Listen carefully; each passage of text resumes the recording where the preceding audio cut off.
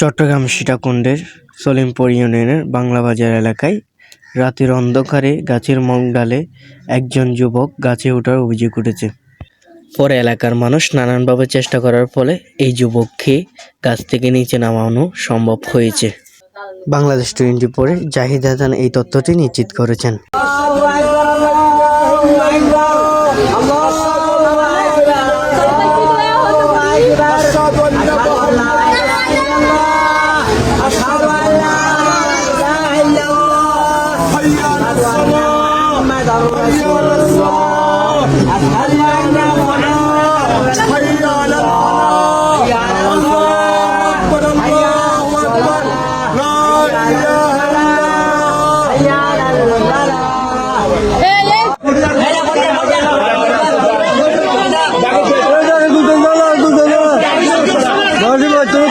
Tulo.